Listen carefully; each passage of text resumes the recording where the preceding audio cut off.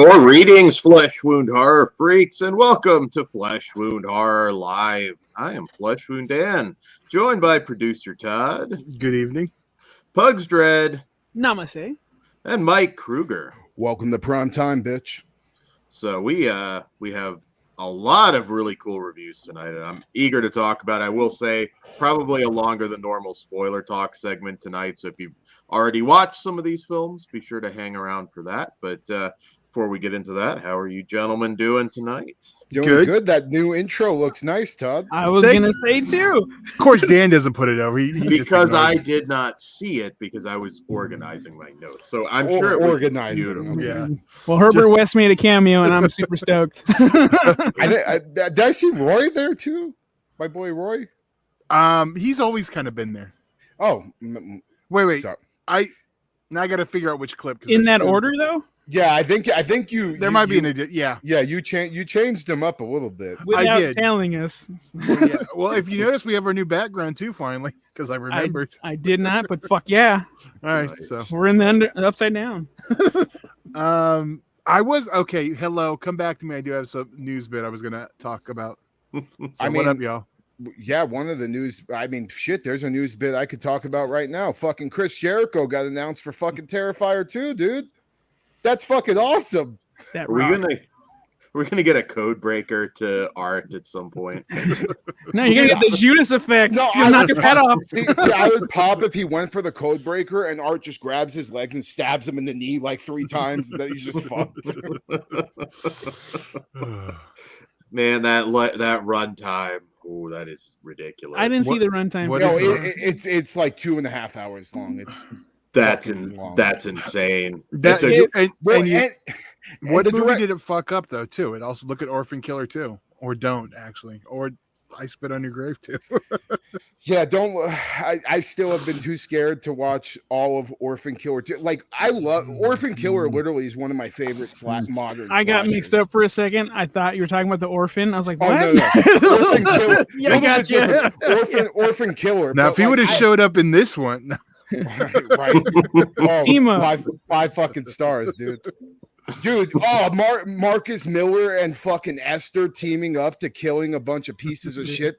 Like, I'm so in for that. But yeah, Orphan Killer is one of those movies where like I was super excited that it got a sequel, and then I heard how bad it was, and then I started watching it, and I was like, holy fuck, this really is bad. I'm gonna just bow out before I get soured on the whole thing. Sometimes that's where you do need a producer to step in, and I hate this because producer's not always wrong. Like I'd say, no, not 2.5 hours. That's fucking insane. Don't It do might just be a fucking gore fest, though. Like, I don't think it's gonna be 2.5 hours of pure story. It's hard to only had keep- about 20 minutes worth. So. Yeah, it's hard to keep that kind of momentum up for 2.5 hours. I'm As sure much there's as gonna I be enjoyed the some first kills. Terrifier, if he's just fucking mutilating like hot chicks the entire time, I mean, I That's how I watched that was anyway. Well, and that's how I That's feel true. too. Is the director? What's his name? Damien. I can't remember.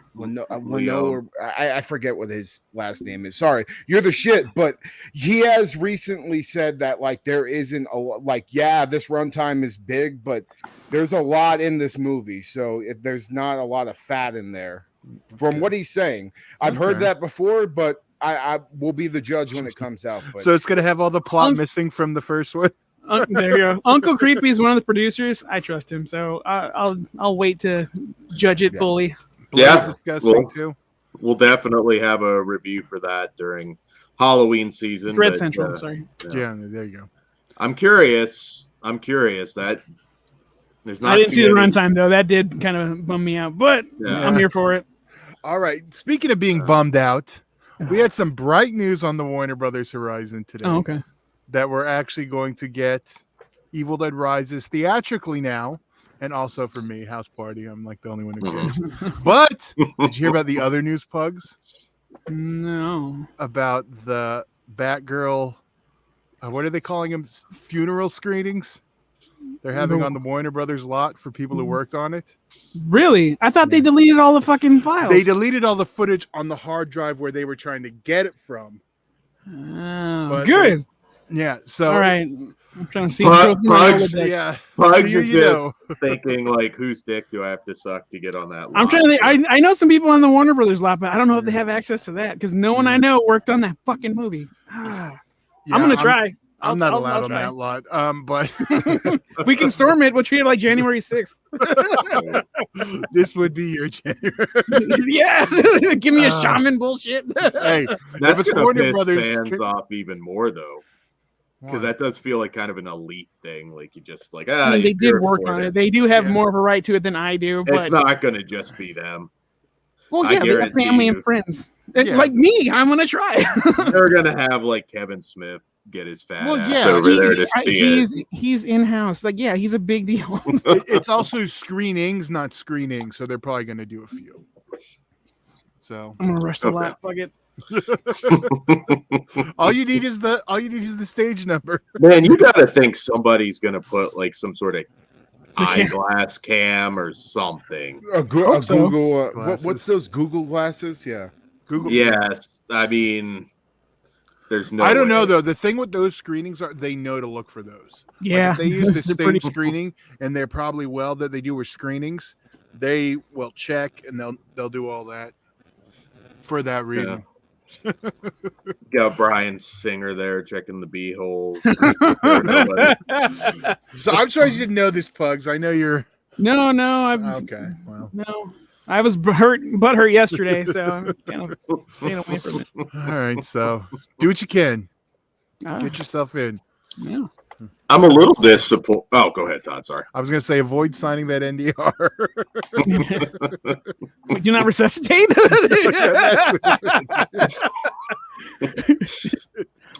Oh man, I actually thought when you were going to talk news, you would go into Gary Busey, but yeah, which is funny.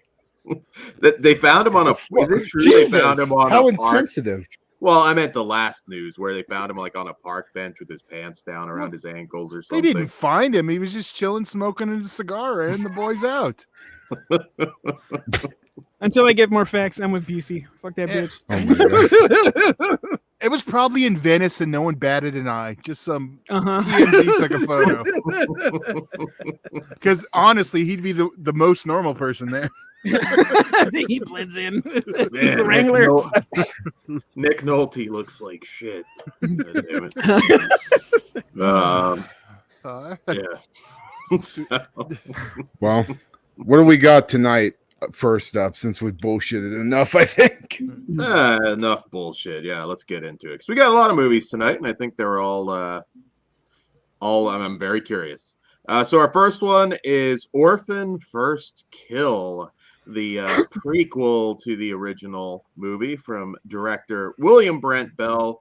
And in this one, after orchestrating a brilliant escape from an Estonian psychiatric facility, Esther travels to America by impersonating the missing daughter of a wealthy family. All right, so who's it star, Dan? Sorry, say that again. Who's it star, Dan? It stars Isabel Furman and your favorite, Julia Stiles. There we go. That fucking. See you next Tuesday. Is that okay? There you go. I'm not a fan. We'll get to it when we get to either, me. but... She has that face I want to punch in the face. Her, Renee Zellweger. Without Tottinger. Celine Renee Dion. Zellweger. Yeah. She changed it, though. It's Celine Dion. Oh. Bro. Shit's off the rails tonight. Makes no sense. All right. So, yeah, Orphan First Kill. I will say, obviously, there will be spoilers for the first one because that's not your fault. Not to talk about this. If you're listening to a podcast, I think you understand. Or watching on YouTube. Thank you. So, Orphan First Kill. Who wants to tag first? I'll tag in because I fucking absolutely adore the first Orphan movie. It's Esther to me is one of the most iconic modern horror characters that we've gotten that never got a sequel. So I was super excited that we finally were at least getting a prequel. But going into this, I was more so thinking we're going to get a prequel to like why she was the way she was. And it was more so just explaining a family that she had been with and, destroyed before. So I was a little weary at first when I kind of realized that's where the story was going, because I really just wanted that straight up origin story on why she's so fucked up. But there were some twists and turns that the movie took that I really was not expecting. And the one thing I'll say about this is the gore and the kills, man. I mean, they were really, really fucking good. And it builds very much to this one kill that happens at the end of the movie where it popped the whole crowd. When I was at the theater, we were all just like, holy shit, did we just see that? And it was just so perfect. I will say that unfortunately Esther does look older, but the traditional filmmaking techniques that they did to make her look like a child, I really do commend them for going that route and not just CGIing her face to make her look younger, because it felt more authentic to me. And even like when I saw like It Chapter 2, when they de-aged their face, I didn't like it, and I thought it didn't look that great. So I was glad that they still went with what they did to make this movie.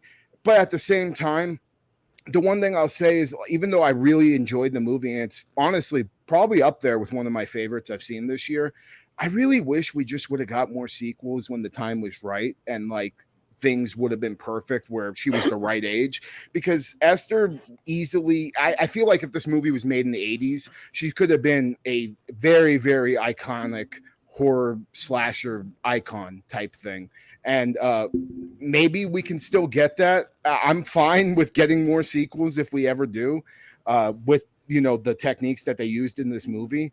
But at the same time, it makes me wish, you know, what could have been. And but overall, good sequel, way better than I was expecting. I really kind of had low expectations just because of having her be so much older, but I thought they masked it as well as they could have given the circumstances, and overall presented a very entertaining prequel. But I still want the prequel to where we see why she's the way she is, and you know, that the first family and what her family did to her and why she's so fucked up.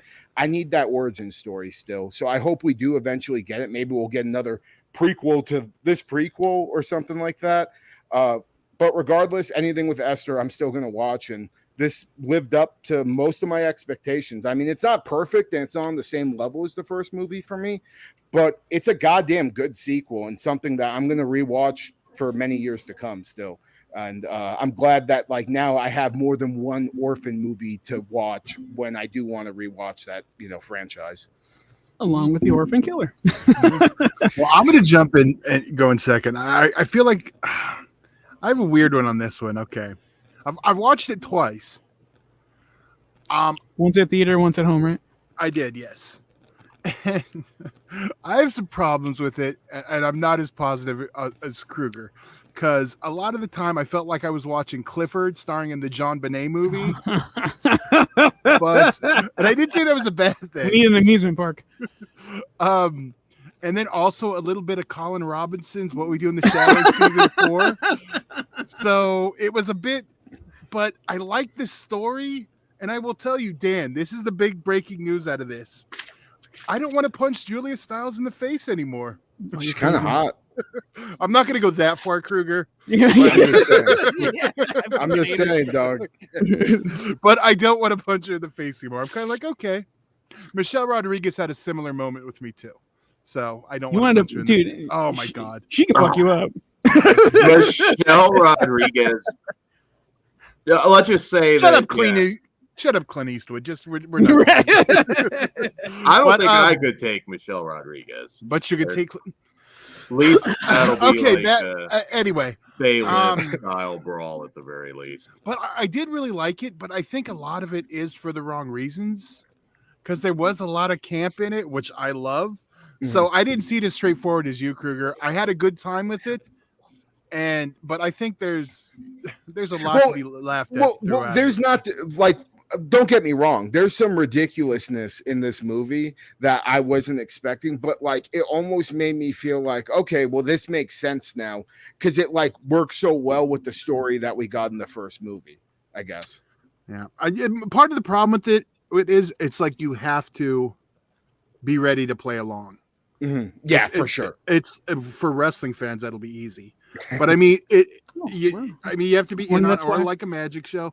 I mean, but it is like you can't watch this in the second one and not or in the original and not notice how old she got. Yeah, I agree with that. But the one thing I will say too is like the way her jaw is in this movie, I could chalk it up to her just gaining a little bit of weight too. I mean, to be honest, because like she looks more slender in this movie than she did in the first one, obviously because she was a little kid in the first movie, right. And like the body double that they used did look different enough to where I could chalk it up to maybe she gained like 20 or 30 pounds, and her face is a little bit more full now.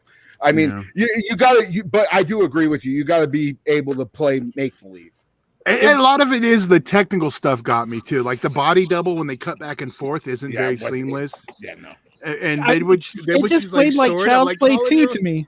It just played like a child's play to me, dude. Like that did not take me out of it or break it for me at all. I'll just go. Yeah, I fucking loved it. Like I'm also with you, Todd, on not liking Julia Stiles. I still have a firm fuck that bitch in me, but I didn't mind why her. I turned. Yeah. That was the one thing I went in like not expecting expectations or thinking about this movie really, wondering like, oh, what would they do? How would they tell this story? I was pleasantly surprised with what they came up with, and if this is what we keep doing and going back further and further till she's actually a child, I'm in to get like the good daughter instead of the good son or something. I'm in for that. The way they filmed it with the platform boots and just practical. Love that. I'm shocked none of you brought up the shitty fire CGI because that kind of sucked. Oh yeah, that did. I wasn't a deal breaker for me, but I was like, this kind of feels rushed, but I'll chalk it up to I'm just having a good time here because I had a really good time. I think the cast was the great, and Esther is still Esther, and she's still fucking kicking ass. And I don't want to give too many spoilers or any spoilers at all for that matter, but this is definitely worth your time in my opinion. I think it's a home run.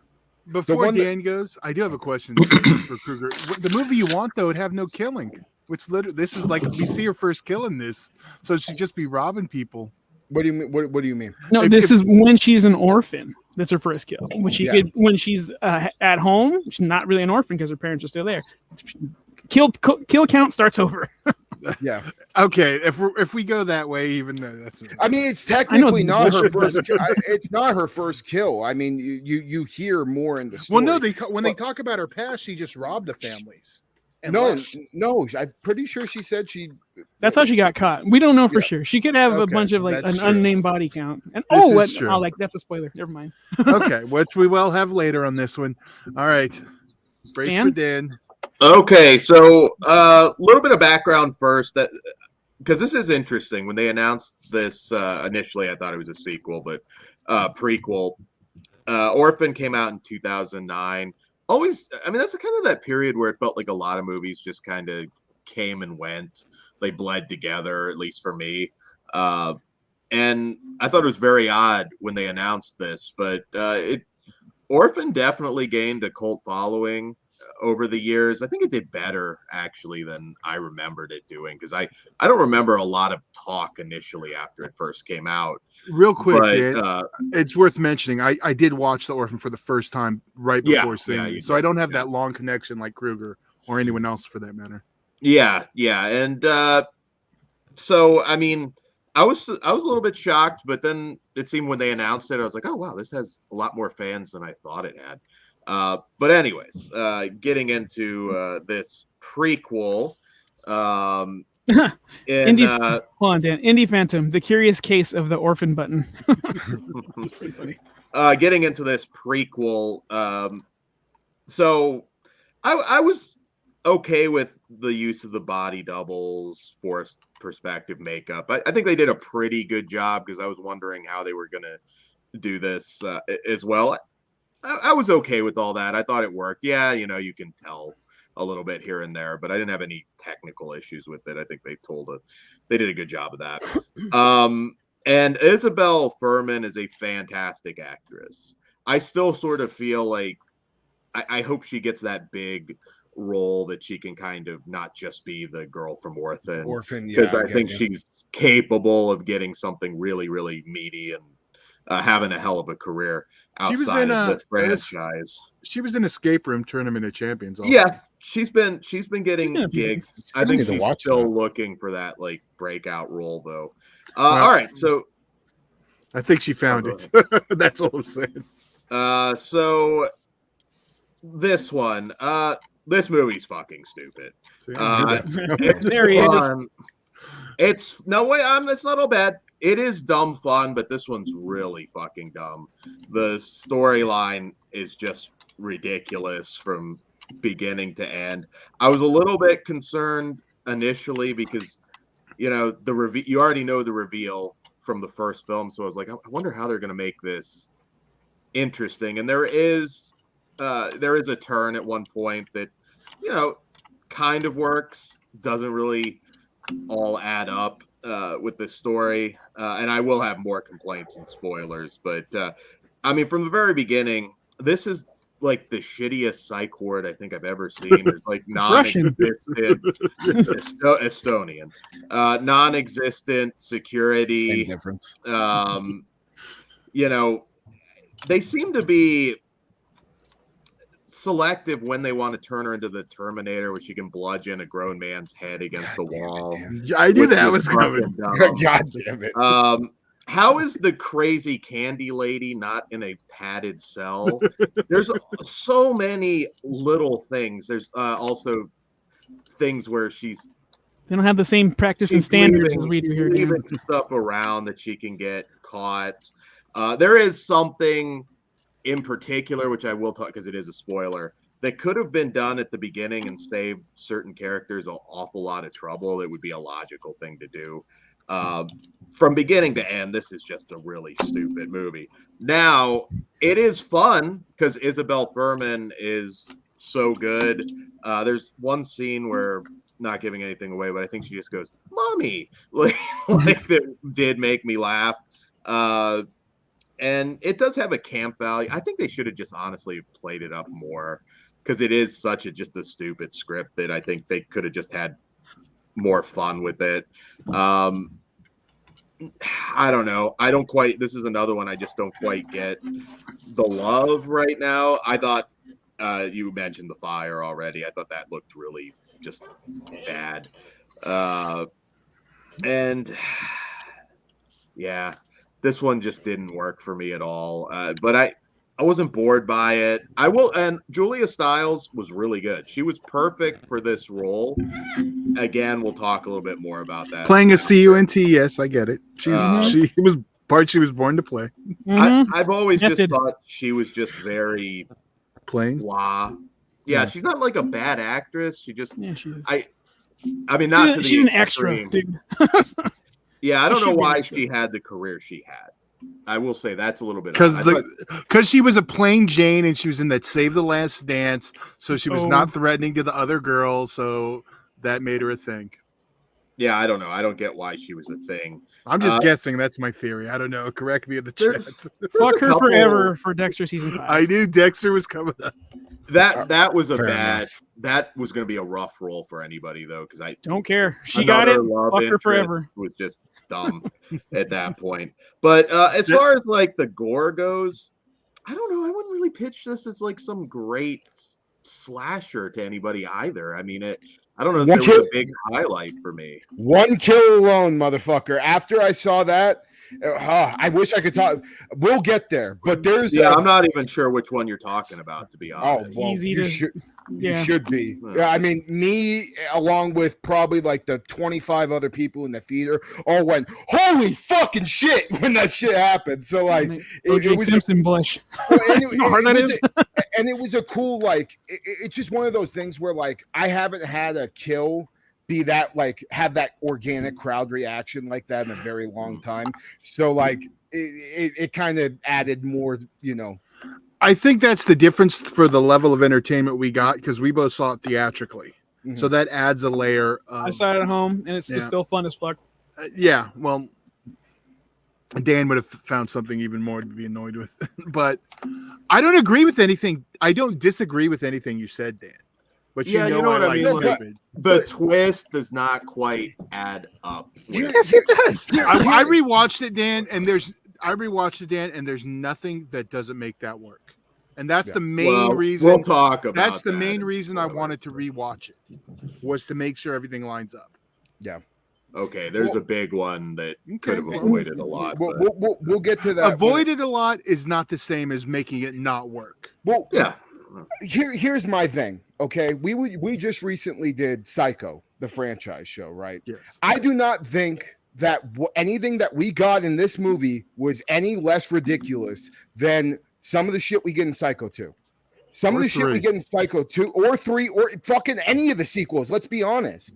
Like, they go off the rails. And if this movie was made in the 80s, I feel like people would be way more fucking forgiving of it. They would be. Mm-hmm. But that's for pretty much anything. Yeah, I get like that too with acting. Like, bad 80s acting and bad 2022 acting are like on total different ways of the spectrum to me, because I can watch every single Friday the 13th that has, most of them have like at least one or two terrible performances, and I can still enjoy the hell out of it.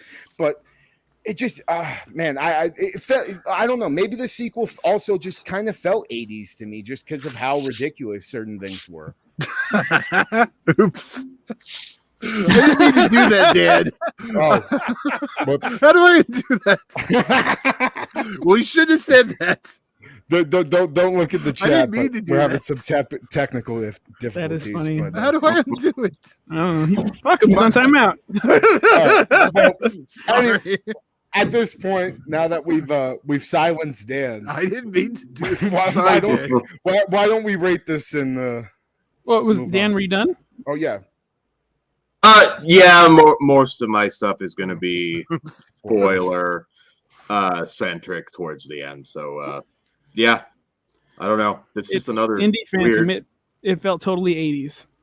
Yeah, sure. Indie fandom. That's the thing. 80s movies went this way all the time. So now audiences tend to demand almost too much logic for the genre. Yeah, I mean, I don't disagree with that either. Elevated Dan. But but he did have fun with this, so I'm not gonna give him much shit. Yeah, I mean, as long as you can, like, I don't disagree with there's things that are stupid, but there's also things that are stupid that I forgive in so many other movies, and this really I call them deal breakers. If they don't bother. You referenced Psycho 2. Psycho 2 is Psycho 3 is a lot more fun than this. Yeah, I'm not saying well, I wouldn't maybe go as far there's as dumb and logic gaps just the same. Yeah, sure. I think is what Kruger was trying to say. Yeah, no, like, dude, the whole final act of Psycho 2 is absolutely batshit. Let's be fucking, it's total batshit insanity. But I mean, we were fine with it just because it was so different, and watching it play out on screen was cool. And that's how I felt with this. It took a turn for me that I was not expecting it to. And it made me feel like because I was more concerned with just watching the same movie that I was with the first Orphan, and they switched it up enough to make it different and make it its own, sequel. So, and also check out that Psycho franchise review. Yeah, for sure. That's one of our best shows I think we've ever done. Slash home video. It's really, really good. You should listen to it. I totally agree with that. People demand an unrealistic amount of logic. You have to be able to take some leaps. Yeah.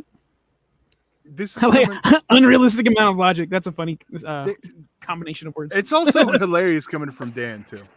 I'm just saying, like, pretty on brand. I'm just not on this movie's dick like a lot of people. I don't know. No, that's. I don't get like best horror movie of the year. I don't know. I don't even close. I don't get that at all. I didn't say. Not that, not you, but there are others that I've. Yeah, heard, but like, you know what? That happens everyone. Okay. I mean, dude, horror is so subjective to where, like, dude, everything really. That's why we have menus at restaurants. Well, and like one of my favorite horror movies of the year is Texas Chainsaw 2022. And everybody can tell me to go fuck myself for that, but I absolutely adore that movie because it's what fits my taste. So, I mean, different strokes for different folks. I'm not going to, shame somebody for liking this movie more than, like X or any of the other great movies we've gotten this year. Yes. Yeah. So let's rate this shit. Yeah. Let's go for it. Yeah, I'll go right in. I'm a 4 out of 5. And I was I was completely shocked, but that little final act and that one kill brought it up from a 3.5 to a 4 out of 5 for me.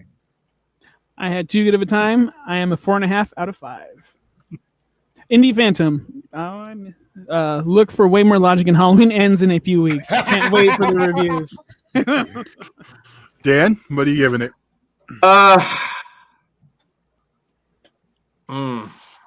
A very generous 2.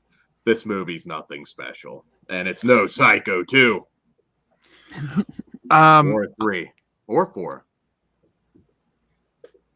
I'm not. I can't argue with that. Better than the Bates Motel TV movie. I'll compromise. Okay, is that where we land? Okay. Yeah, I'm a 4. I did really have fun with it. It's dumb, but it's dumb fun. I think if, like Kruger, you love the first one, you'll still be able to have a good time with this. Yeah, we for get sure. The origin of the UV lights. That's pretty cool. Yeah. So we do have some pretty cool stuff. Okay, Dan, what do we have next? Hold on 1 second. Can you put a pin in that for 1 second? I've got a minor thing. 1 second, Todd. I'm sorry. Go for it, dude. Okay. Well, we'll talk about something else. Did we review the other movie that the main actress was in? The Last Thing Mary Saw or whatever. I forget what the hell. Oh, we reviewed it. Maybe I wasn't on that. I don't remember if everyone was here. I don't remember, but I know it was covered. Yeah. Okay. Yeah, I'm not. Todd, can you respond to Dan? Yeah, I'm not 100% sure if I was on that review or not, but I mean that movie was decent, and like I do hope that she does have another breakout role where like she can like. I feel like she'd be a hell of a final girl in the slasher movie, man. Like, yeah, I agree because she has that sympathetic. And then you have like that like coolness of like Esther is fucking the slasher back up. You know what I mean? And, yeah, like, yeah. As a horror fan, like just seeing something like that, where like if she showed up in like one of these new Friday the 13th ripoffs we're getting or something like that, I'd be all in. Dude, have her and Pearl team up. Dude, I am so I can't explain my excitement for Pearl. So I hadn't watched any of the trailers. And then I fucking saw one of the trailers theatrically.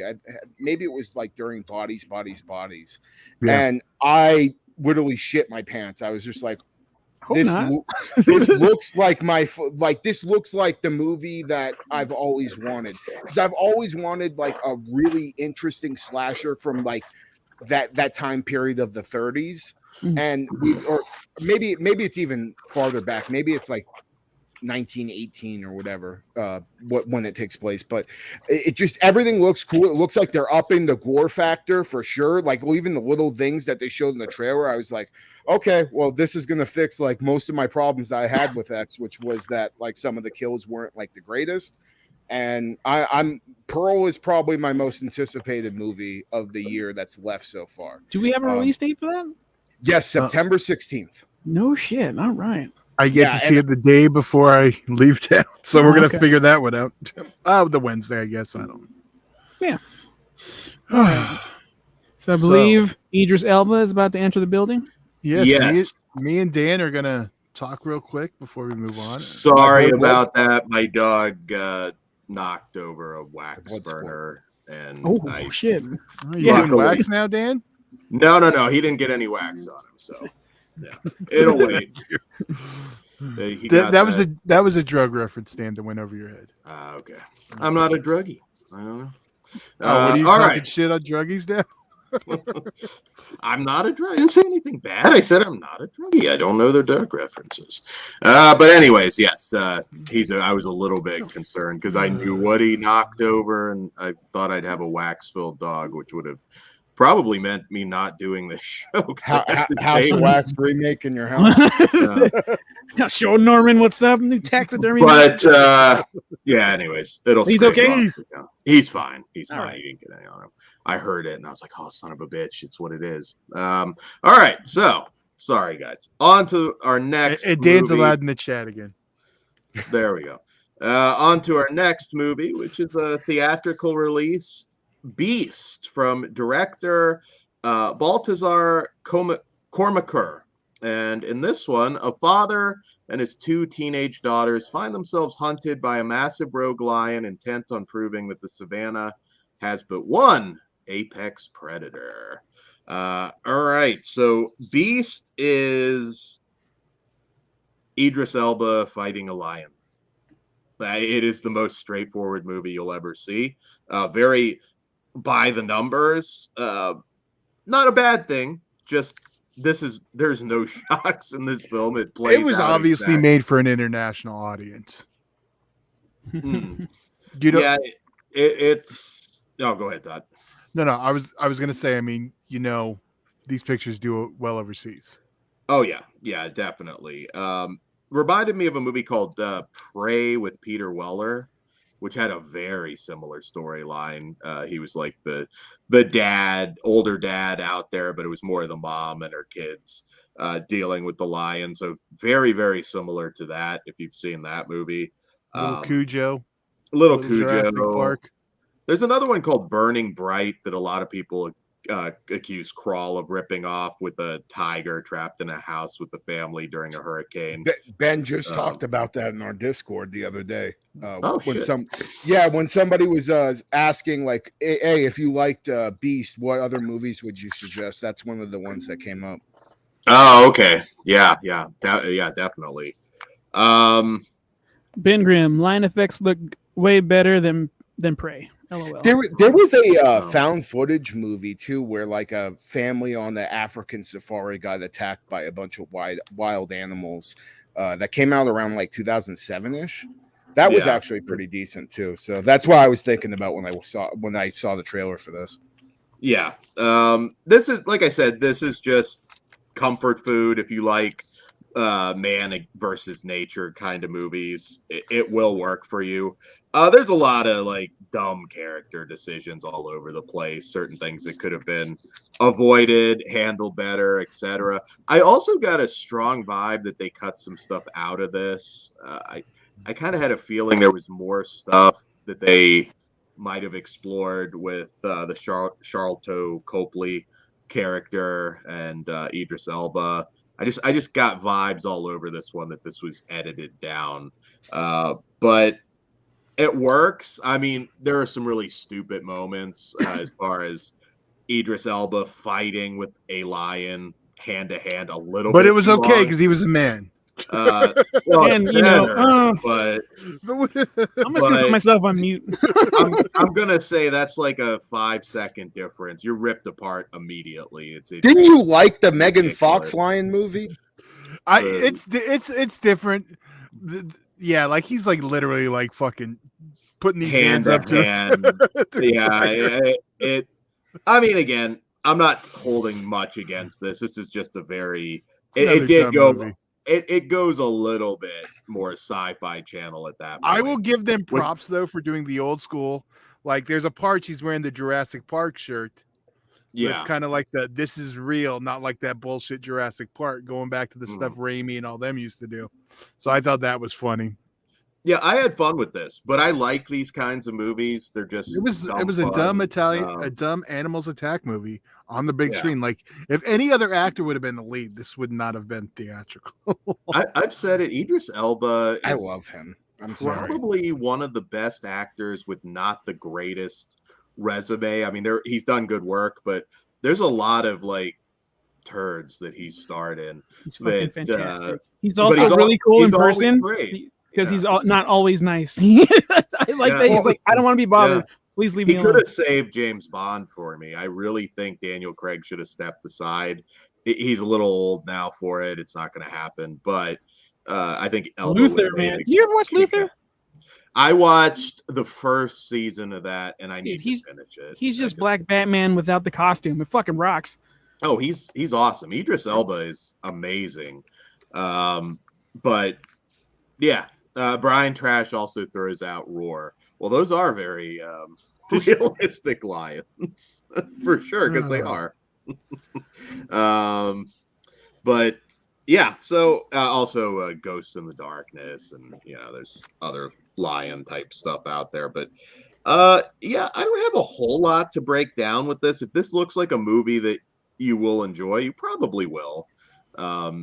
like I said, lot you could pick at, and it's not great, but it delivers what it promises for sure. Todd, anything else to say about Beast? No, I mean there's really not a lot. It's a straightforward. I have one question. Yeah. Because Edward Danzig said it sucked and he should have waited for it to go to streaming. Would that have impacted your viewing? Would you rather watch at home or on the big screen? Which do you think you'd have a better time with? I don't think it matters with this one. I would have been content. Like if you're selective on what you see on a big screen, I would say, nah, you can wait on this as you're not missing much. I think it had the opposite effect for me. Okay. I think if I would have been watching this on like a Peacock premiere, I might have grabbed my phone a few times. Okay. So the fact that's one good thing about the theater, total attention. Unless you're an asshole. But I'm being a little more strict right now. Do I really need to leave my house for this? This one, I didn't feel I did, even though I love Idris. So, yeah. So, for me, I give this one a 3. I'm exactly the same. I'm a 3. So I didn't have as much fun as the other movie. I did do a double, and I did watch this one. I almost went, and I feel like I even though this probably isn't like the perfect movie for me, I love Idris Elba enough where like I really wanted to support him, but maybe I'll go see it this week. If this would have been The Rock, this would have broke box office records. Dude, if it was The Rock, I would have been there day one. The Rock punching a fucking lion in the face. And Dan would have believed it. He fucking chokes the lion out, and the next thing you know, he fucking gives him the rock bottom. That would be the shit. All right. I don't think he's ever done the people's elbow in a movie. I was thinking about this. It's got to build to it. I'm picturing him rock bottoming this lion, and this lion's back is broken. You're hearing him go, and then he rips off like his shirt sleeve and just gives him the elbow. Fingers crossed for Black Adam. Then you sure he didn't in Scorpion King? I don't think he ever did bottom elbow. He's done the rock bottom several times, but yeah. All right. The question is, can he take out our own big dog at WrestleMania? We'll see. But anyways, yeah, check it out. I mean, again, it delivers what you would hope. All right, moving on to and shout out Jay in the chat and anybody I missed. All right, our next film is. All right, I'm going to try and say it right because it deserves to be said right. And that is the new film from Alex De La Iglesia, Veneciafrenia. Hopefully I got that one. I think that's it. Sounds good to me. And if you live in Spain, this is currently streaming on Amazon Prime. Yes. And it just came out, right? Yeah, it came out a couple of months ago, and it just came out on Prime out there. Yeah, I was gonna say this is the first part of a feature film anthology series called the Fear Collection. I did not know that. It's a Sony Amazon Prime deal. I don't know that they're going to connect or anything, but they are like separate films. Kind of like the Blumhouse deal. I fucking hope so. Shit.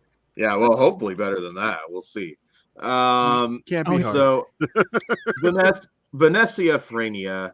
In this one, a group of Spanish tourists in Venice will find themselves fighting for their lives against locals that are not too keen on foreigners. All right, so I'm a big Alex De La Iglesia fan in general. I think the guy's brilliant. Have you watched 30 Coins, though? I have to finish. You are not a big fucking Alex De La Iglesia fan if you haven't seen that show. But this is very much a Spanish giallo. I had a lot of fun with this. I think the location obviously adds a whole lot to it. This is not elite level De La Iglesia, though. It's no Day of the Beast, Perdita Durango, or Last Circus.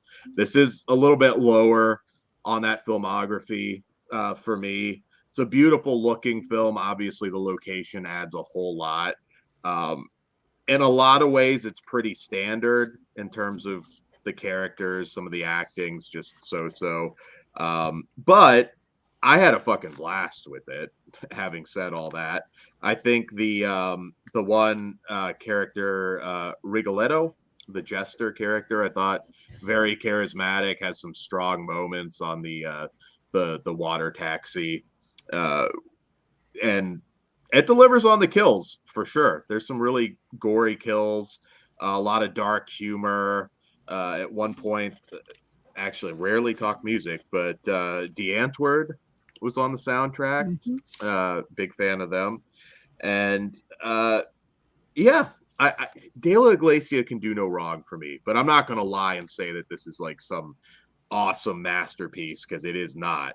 But if you're a slasher fan, especially considering, or certainly a Giallo fan, considering a lot of the stuff that I think has been overhyped, I would think a lot of people might even like this more, as long as you're willing to, it is a subtitled film. But yeah, I just had a blast from beginning to end. I think this is a lot of fun, suspenseful. Wish the characters were a little stronger, but and I do believe a lot of this, and I'm not no expert by any means, but I believe a lot of this anger, as far as like tourism in that area, is very real, because it is kind of like a shrinking population, a shrinking city in general. And there is a lot of anger and resentment towards the millions and millions of tourists that come in there every day. So it's also kind of making its, social statement as well. Just, keep your expectations. This is just a fun movie, and it's made by a master filmmaker, but there's nothing mind blowing. But having said that, tag in whoever wishes to go next. Unmute Kruger. You're muted. You're muted. My bad. Fucking yeah, I'm a huge Alex De La Iglesia fan. Witching and Bitching, Perdita Durango, Day of the Beast, all of those movies I think are fantastic. And 30 Coins is literally one of my favorite fucking shows I've watched in I don't know how long. Get on that, everybody. And I know none of us. I don't think any of us. You need to. It's so fucking good, and just like the first episode will have you hooked.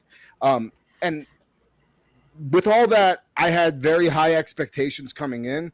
I didn't really know that this movie was even a thing until Todd told me about it the week that we're reviewing it.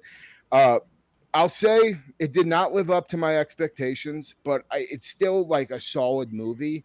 The opening scene with the jesters, beating and kidnapping this couple, that really pulled me in. But then the characters we end up following, just like, they're okay to be around, but they're not anything special. And I feel like Alex De La Iglesia always makes his characters just so fucking interesting and compelling, and this is the least compelling they've ever been in any of his works. And the story, it's kind of, I would say it's a little basic. I mean, we've seen this type of thing happen before with, this group of friends are traveling to this other country and then they run into trouble with the locals. I mean, you've seen that played out, but the one thing that does bring this and elevate it up a little bit higher than just your average thing is all the costume designs, the set designs, the way the city looks. It all immerses you into that world very well. But once we get maybe past the first half hour, I felt things kind of start to drag a little bit in the story and me start to get bored. Granted, we would have a good kill every now and again, and the kills were solid. And there was a couple that came out of nowhere that had me just go, holy shit. A lot of stabbings with a sword, which we got an orphan first kill too, which was kind of nice. But like on that front, everything was fine. But overall, I mean, I would say it's about average, especially if you look at what Alex De La Iglesia has done in his past with shows and movies. It doesn't live up to his reputation fully, in my opinion. Maybe I can have my love for this could grow in future viewings, but first viewing out the gate, just knowing De La Iglesia's got a new thing on the market, I was a little bit disappointed. But not to say that it was terrible or it was bad. I can see people liking it and enjoying it a lot. Just for me, I expect more out of him. And, that's such a shitty thing to say as a fan sometimes. But, like, I really do, especially after 30 coins, a.k.a. 30 monedas. Go watch that shit. If you love creature effects and just weird, crazy, biblical stuff being, like, mixed in. Like, it's basically biblical Lovecraftian stuff mixed together, and it's fucking rad as fuck. So I highly recommend that. And that, like I said, that had set my expectations just so high that maybe this had no chance of ever living up to them. But overall, I'd say it's average, but maybe some love could grow for it in the future viewings, and I would watch it again. You can count me in as one of those that loves it. It hit all my right spots. I love Venice because y'all know how I feel about sharks in Venice. There's no stupid fucking plot. You've referenced that so much. We got to So get mad. a watch along or something. With I'm in, so I can shit all over that piece of crap. Patreon, maybe. I love masquerade themes. There's a lot of Eyes Wide Shut vibes in there. There's a Plague Doctor mask and hat that is the fucking coolest. I want to buy one. So if someone wants to make it, I don't really want to do it. Please hit me up. I will happily give you money. I like the characters enough. This kind of felt like Scream in Venice to me. So so that's why I'm like, yeah, I'm here for it. Sense. All these fuckers are expendable except maybe one or two, and shoot and score for me. I thought it was great. The only thing, my only problem was I do feel it's a little too long. If it would have been like maybe 10 minutes shorter, I'm like, yeah, this is fucking great. Although right now I'm still saying, yeah, it's fucking great. It could have been better. It's cool setting, cool kills, awesome masks. I want to visit this place, and I hope this happens while I'm there. So, yeah, I dig it. I like it a lot. Todd? I'm actually closer to Kruger on this one. I didn't love it. His other stuff is so how do I say this? His other stuff is just so good. My expectations were so high. Yeah. I don't think there was it being just a good film feels like it underperformed to me. Yeah. That's how I feel too. It's victim of your own success. Well, it's like it's still good and it's better than fucking shit. A lot of stuff I've seen this year, but at the same time, is it De Iglesia level of a masterpiece? No. And I feel like if you're a huge fan of him and you think so highly, like he's literally one of my favorite working directors going right now. I think his vision, the way he goes about things are fucking awesome. And I feel like if you're a hardcore fan like me, you're going to look at this and be like, oh, like it was okay. But, it's not what I necessarily wanted when I hear De Iglesias doing a slasher in fucking Venice. You know what I mean? Yeah. I think that's the same way I was. I also really wanted like just a Batman character to show up and punch the Jester in the face and like just make my day.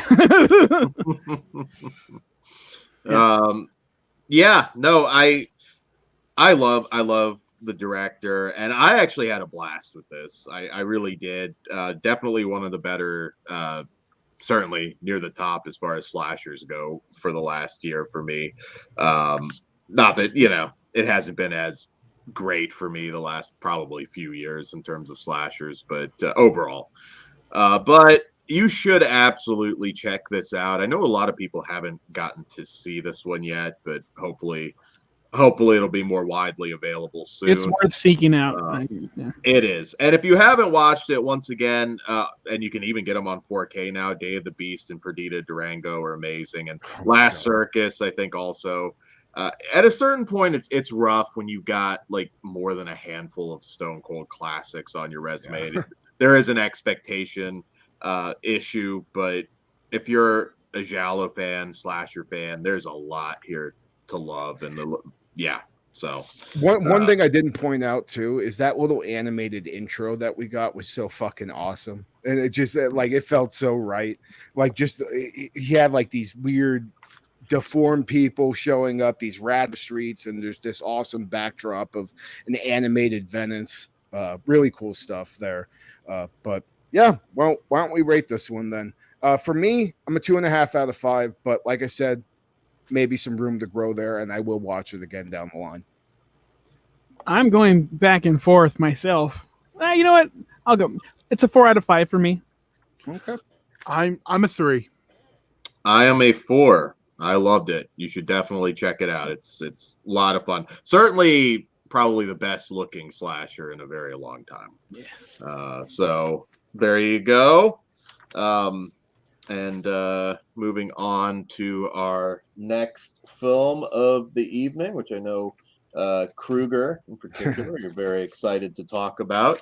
And that is our Shudder original from director Rebecca McKendry, Glorious. No Robert Roode jokes tonight, I promise. I just get that out of the way. I knew it was already. But I did have a friend, his my son. We were saying Glorious, but we were saying Glory Hole, and we made a deal with him. Not he was like 9, not to do it when his mom got home. Little fucker. As soon as she got home, she's like, Glory Hole, and we all died. We're like, bro, we had a fucking deal. it would have been kind of funny if you worked Robert Roode in there somewhere. But anyways, Glorious, Robert Roode free.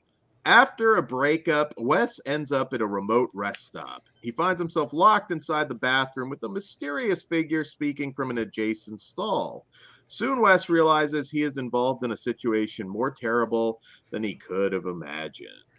All right, so this is Ryan Quanten as Wes, True Blood, and Jesus, many yeah, other yes. things. Always amazing. This dude doesn't get enough credit. And J.K. Simmons is the voice. Yeah. So Kruger, what did you think of Glorious? First thing I'll say is maybe some of my love of this movie comes just with how timely it is for my life, dealing with a recent breakup. And that's what our main character is dealing with, and all the grief of just, thinking back of memories with, somebody that you loved. And there's a point in this movie where he just he's looking at himself. He's like, get it together, you fucking pathetic piece of shit. And I fucking felt that in my soul. Like, I was just like, fuck, like this is really hitting me hard. And it took me for a loop because it's just so much more than him dealing with this breakup. And that gets revealed later on in the movie. And it just totally blew my mind. And on top of that, we have this bizarre glory hole and him stuck in this bathroom, not being able to escape. And this glory hole has this strange Lovecraftian god drawn in this disturbing graffiti over it. And J.K. Simmons is voicing this weird sexually blunt dialogue to him. And it was just such a bizarre movie. And I love that type of shit. And anytime you have a small setting with Lovecraftian themes thrown in, it works really well. And I thought it worked awesome in this. The story again, it all basically takes place in one location, but you get all this awesome dialogue between I think his name is Gantavala, I believe. Gat for short on IMDb. So that's what I'm rolling. Whatever the J.K. Simmons Lovecraft god, and him and Wes going back and forth was just really interesting. And then once things escalate and you go down this fever dream of just all these twists and turns, tentacles popping out, Lovecraftian creatures coming out of this stall. I mean, it was just so fucking, it's such my shit. And this felt almost like a callback to the, beauty years of Stuart Gordon doing Lovecraft. And it's just stuff I love. And they hit all the right tones for me. We also got some solid aftermath gore and body horror in there that was unexpected. I really wasn't expecting it to get as gory as it did in certain aspects. And it did. And it was awesome. There is some dodgy CGI, but all is forgiven once the creature effects come into play. And undoubtedly, this is one of my favorite movies I've seen all year.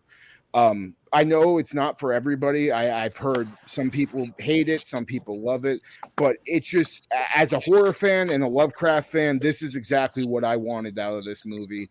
And I can't see it not making my top 10, and it's probably really, really high up there right now. So overall, big stamp of approval for me. I wouldn't say it's a total masterpiece, and maybe doesn't live up to From Beyond, Reanimate, or Dagon, all those things Stuart Gordon has done.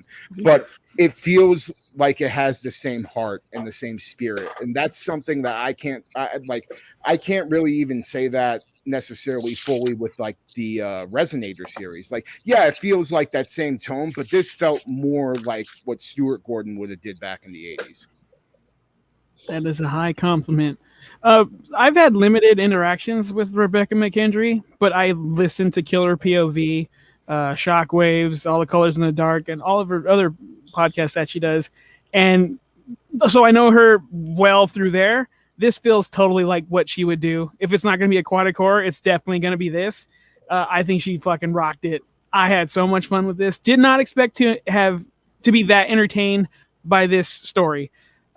Very cool concept about a glory hole thing, and then it goes from being super small to super gigantic, and it's gory. There's a, I don't want to give away, but there's some things I did not expect that we were going on. I thought it'd be a little more straightforward. Yeah, me too. That's thrown out the fucking window. This was fun as fuck, and if you have Shudder, press play immediately. I agree. I don't think it's going to be for everybody, but if you like Stuart Gordon films, Mandy, I think this is definitely worth checking out. So for me, I was very fucking impressed, and I want to give her a high five next time I run into her. So yeah, give her one for me too. You got it. Dan? All right, glorious. So first off, I want to just throw out another movie that takes place almost entirely in a restroom, and that is Stalled. It's a zombie film. Actually, a lot better than you might expect, even looking at that trailer. Yeah, worth checking out. Good double, toilet themed. So before I get into the movie itself, first I just want to say Rebecca's previous work, All the Creatures Were Stirring. I think she's grown as a filmmaker. This is a very low budget movie, but you can see that growth, I think, for sure. So just again, this is kind of a phobia thing. Like, I hate using public restrooms, specifically rest stops. Like, I mean, it happens. Look, I did a lot of driving as a kid, so I know rest stops. He meant passengering. Yeah. I'm kind of like if I can get away with it, let's go piss in the woods kind of guy, because a lot of them are disgusting. And I lived in West Virginia for a while before I moved also out disgusting. Here. I know. And all outhouses. West Virginia has like some of the most fucking first of all, there's not a lot of them, period. But it's just like, use at your own risk should be on the fucking sign, because this one, there were a few moments here where he was just like, I mean, he wasn't doing anything, no gore moment, but just where he's like laying on the ground, that was like, I was like, man, I kind of want to look away from this. That was just simple, but I was like, this is kind of triggering some anxiety, because oh my god. And also Nevada, there's some really disgusting rest stops. You should see some of the shit that I've had to stop at on the road for a wrestling show. I mean, there has been, I'll never forget, like, going through Blythe and just seeing this fucking rundown ass gas, like, literally didn't even look like it was open gas station. But sure as shit, there was somebody in there, and I go into the bathroom, and it literally just looks like somebody just diarrheaed all over the like, literally didn't even try to make it to the bathroom. Fucking splattered the walls. Went out of their way. I opened the door and I was like, yep, nope. Fucking went around the back and took a piss and left. My only question is, was it the one by the Popeyes? Like, it could be. Ironically, when I was like going to different shows to help work on like ring setup and everything, it was somewhere in Maryland, or no, it might have been Pennsylvania, but I remember walking in, and I was with like 4 or 5 other guys, and they see me turn back out immediately, and they're like, what? And it's like, I guess I'm pissing my pants. It was like, gonna make crew proud. I'm pretty sure it did permanent damage to my because it but Stain anyway, your nose hairs. So a disgusting restroom, definitely. It does trigger it. But let's talk a little bit about the movie. I had a lot of fun with this. There's some there's one line in particular, but it kind of gives something away that I wouldn't do, that had me laughing my ass off. Definitely one of the lines of the year, in my opinion. And spoilers. I want to know. I'll talk in spoilers for sure. But there's more to this than you might expect. There's kind of a twist that you may or may not see coming.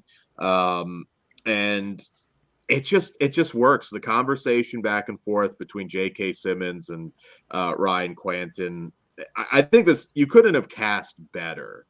because Quentin is great with the dark comedy.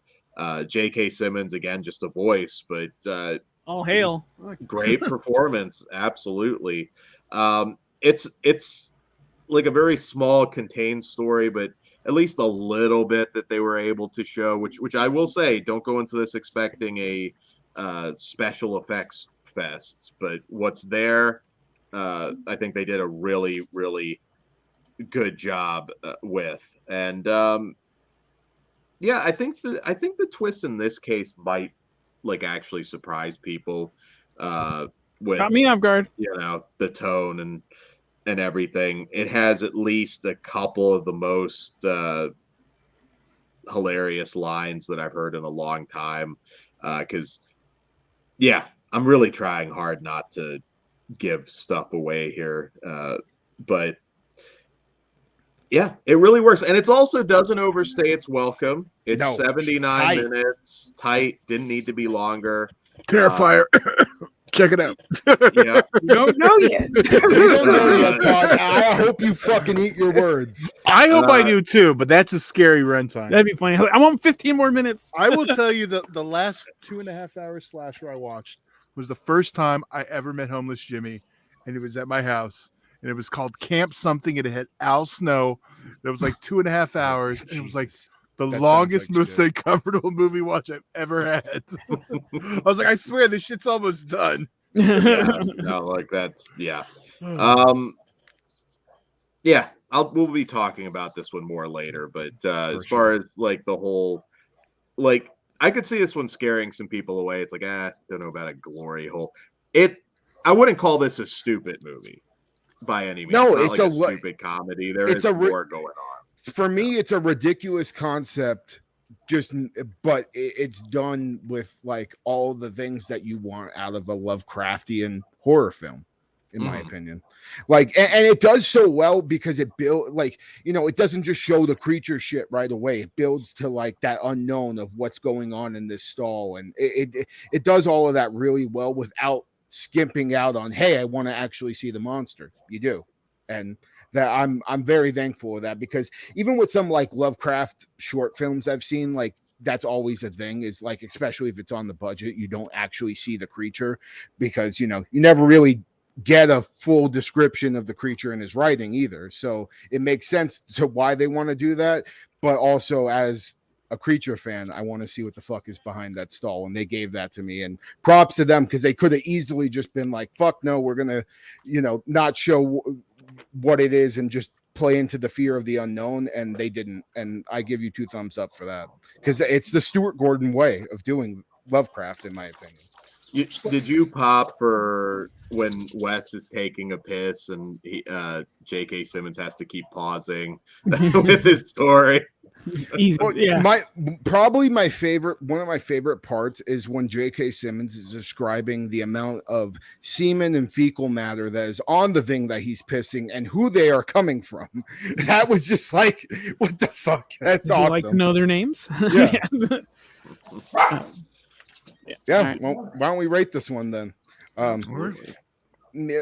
There's a lot in me that is very hard not giving it just a straight 5, but I'm a 4.5 out of 5. It's not quite on the masterpiece level of Lovecraft movies for me, but it's one of the goddamn best ones I've seen all year, and it outtakes any Lovecraft thing I've seen this year specifically.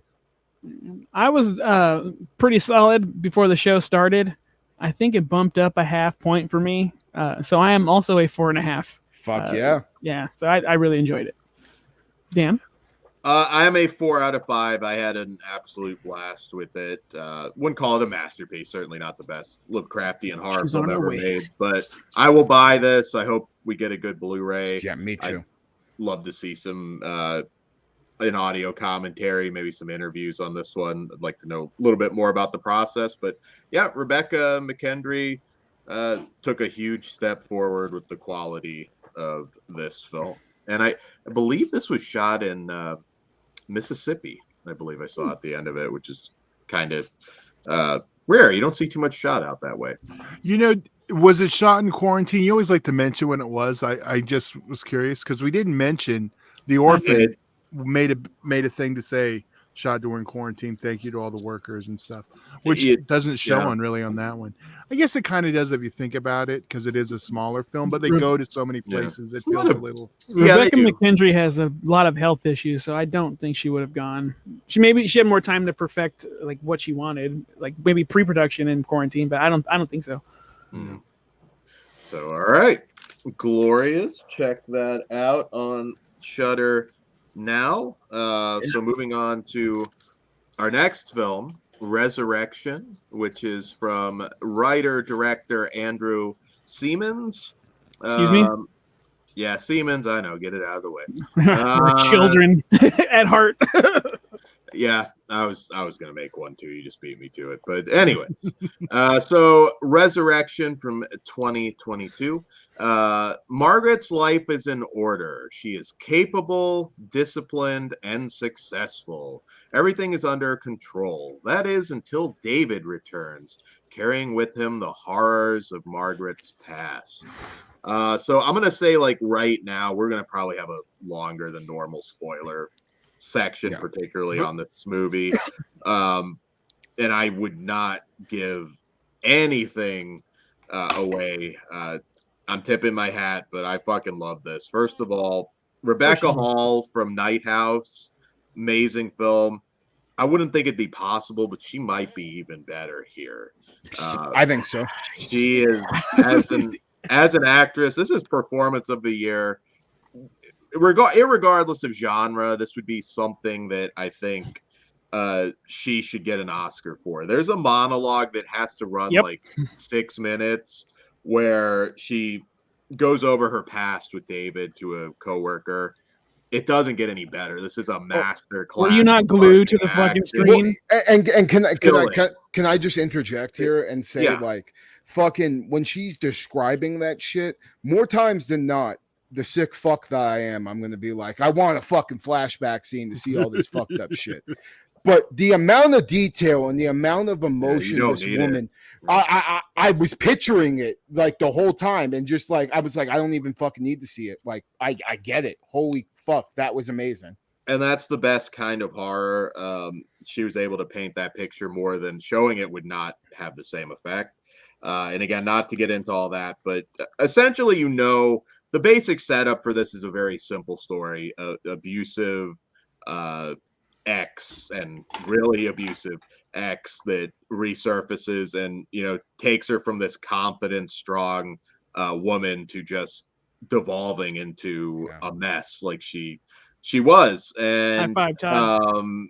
this there's, as simple as the basic story is, there's a whole lot more going on. There's a lot that's up for debate, which I think we will talk about in the extras. There's maybe some unreliable narrator kind of stuff going on, depending how you choose to look at it. But setting up my second thing, she's not the only great performance, because Tim Roth plays David. Okay. He is the perfect piece of shit in this, because he doesn't go over the top. There's no like twirling the mustache kind of over the top shit. Like, this is the perfect combo of brilliant writing meets brilliant performance. He plays it perfect. The whole kindnesses thing that he keeps bringing up, manipulative of evil. And it works so much better than him just making her do something depraved. I think less was definitely more in what they do here. There's a lot of comparisons you could make to Men, which I had kind of mixed feelings on. If you go back and watch that review, I like this a lot more. Although I will say I'm due a rewatch on Men, but I think this is just fucking perfect as far as just an exploration of just grief, mental health. This does it perfect. There's so much to this. This is rare for me. I watched this twice, and I don't normally have a time to do that because we do a lot of reviews. But I needed to watch it because I wanted to make sure. I was like, okay, I don't want to blow my wad on this, and it even more so. Like, I found I understood even more watching it again, or I think so. I didn't have time. I wanted to do that. Damn it. I can't put this one over enough. It's so good, and I think this will have some broader appeal if enough people watch it. Because yeah, I mean, there's different ways again to take what went on, the ending in particular, and I'm curious to talk to you guys about it. I think that will divide people, but I think everyone will unite to back up Rebecca Hall. I will say second watch though for a lot, and there's different ways you could interpret it, but this is since you watched it twice, I have a question and spoilers, and sure. A very important one. Oh, absolutely. So man, I know I'm putting this one over hard, but I hope everybody checks this out. I really, really do. It's just so good. I'm floored. Tag, go for it. Kruger, you want to go? Up to you. I'm right there with Dan. If this movie had a penis and I like doing that stuff, I would fillet the shit out of this. This is fucking awesome. The tone, the mood, Rebecca Hall just steals every scene. Like, honestly, just give her the fucking Academy Award now. I know it's never gonna fucking happen. I know, but it should, because best performance throughout the whole fucking year. Tim Roth too. You want to give him best lead, best supporting? Either one. Tim Roth is always just so fucking so good. He from his beginning of his career, he's been amazing. And he's getting his payday from Marvel, so cool too, on both sides of the spectrum. But no, the daughter, she was awesome. Was the cast like 5 to 6 people, and I was just glued to the screen. And you guys brought up that monologue. Holy fuck! Like I said earlier, I was just like, you can read me the fucking Bible, and I'll just be entertained the entire time. I felt like I was reading a classic horror novel for the first time. I mean, I was getting chills, and that's hard to do. We watch a lot of movies. I was getting chills. The way, fuck. And like, she is a protective mother, so I get it. There are some decisions that are made, but like, as an overbearing protective mother for certain reasons, I see where she's coming from. So, and then Tim Roth's manipulation. If he starts teaching classes, sign me up, because that's awesome, and that's a kindness. So, I just loved it. So. I'll pose this to everybody, because people that don't want to call this a fucking horror movie are driving me nuts. I've heard so many like, it's more of a thriller. No, it is fucking not. This is horror in its purest form. I agree. I can see the thriller elements, but like the chick at the hotel or wherever he was staying, scary as fuck. You can't see the thriller elements, really, Dan? People that want to like, oh no, it's too good. That's just a horror movie. It's just semantics. They both mean the exact same thing. I will agree with them if that gets them if that gets them at the Academy Awards and they get nominated and wins for this, at least nominations. Then I will concede. No, they'll definitely pull a Silence of the Lambs on it. Oh. If that's the case, then fuck it, because like this movie deserves a lot of attention. And I know I keep babbling about Rebecca Hall, but fuck, dude, Rebecca Hall. She's so good. Whatever you want to fucking call it, whatever. But I don't know why it bothers you, though, Dan. Because it's like saying, I see a lot of like just pompous reviews that are just saying like, oh, if it's good, we'll call it a thriller. There's a lot of that, So you're just gonna call it elevated horror instead and call it a day? Call it whatever you want. They're all just words, Dan. It's all the same genre. This is a horror film in its truest sense for me.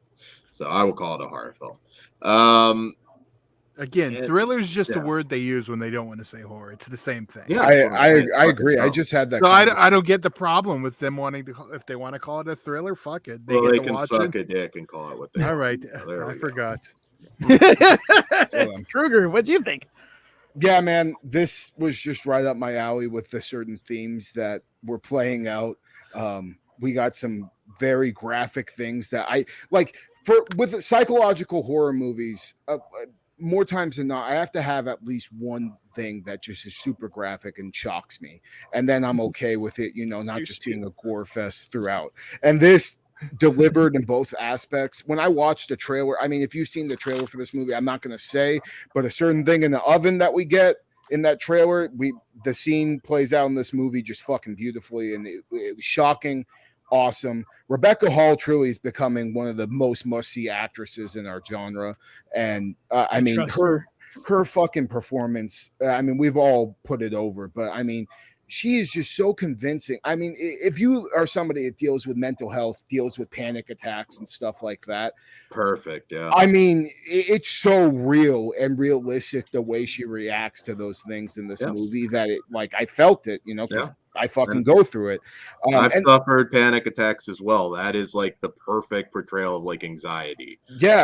And even like her character's dynamic with her daughter, like, you know, just having the relationship I have with my mom, like I get it, especially when you're getting older and you're, you know, getting into that age where you want to be more independent, but then all of a sudden you make a huge mistake and it freaks your parent out, and then they start to become more smothering of you. They played with all of those themes so well, and this is just an awesome descent into madness that is just completely interesting and endearing throughout.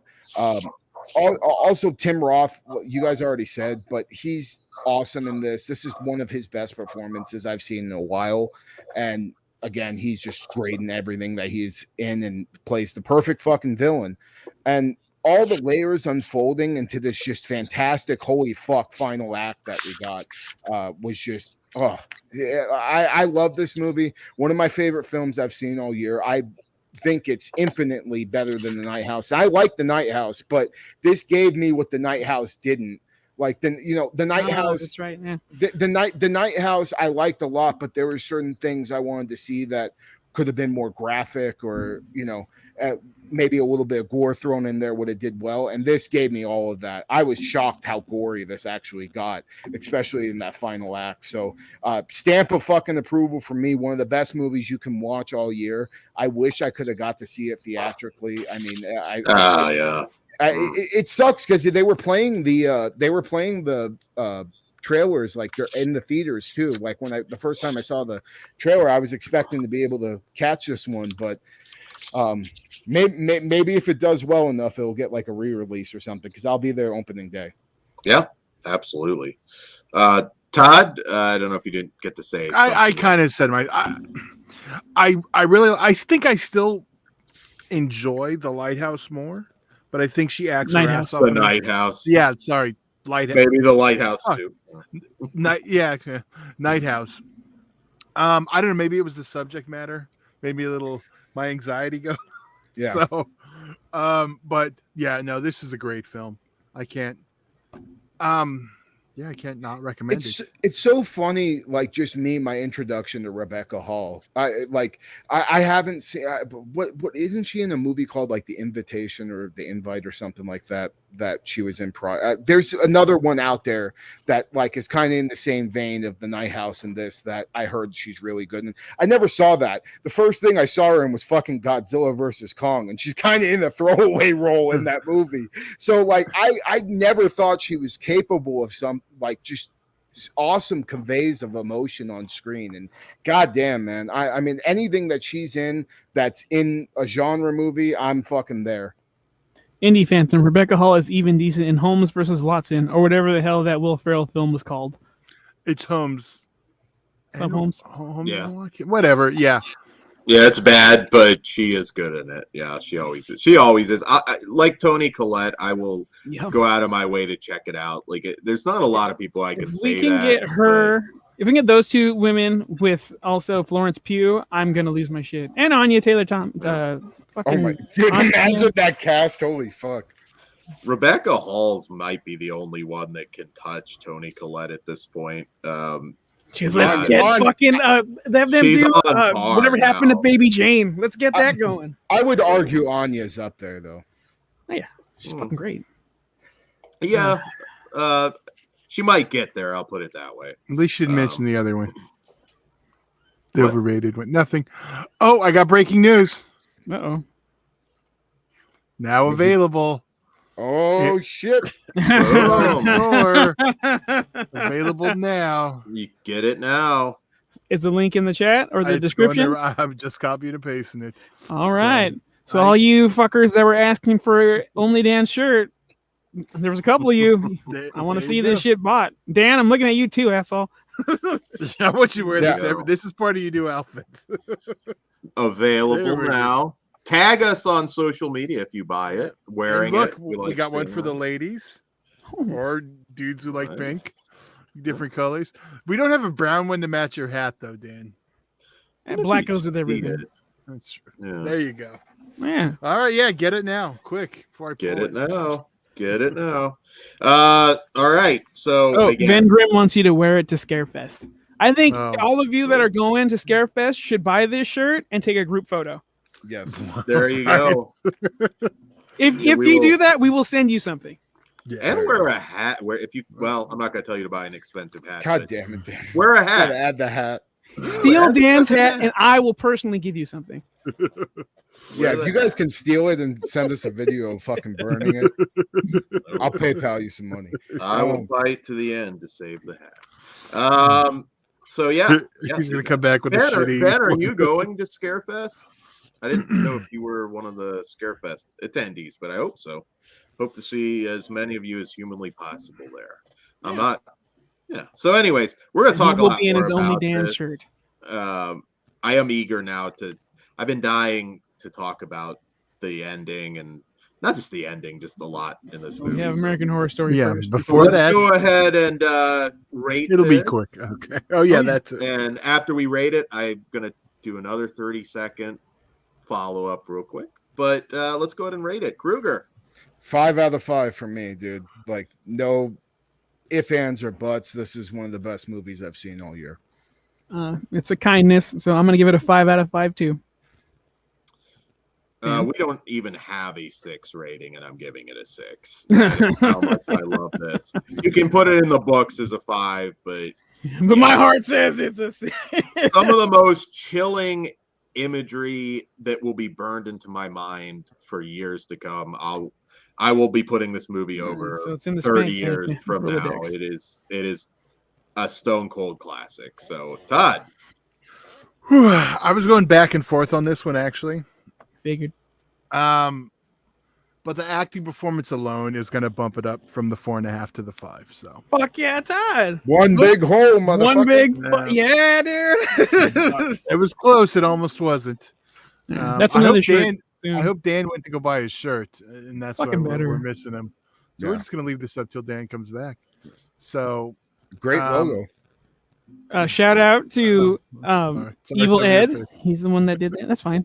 Evil Ed did that for us. So yeah, should I quickly do the other one while he's gone? Yeah. What's the other one?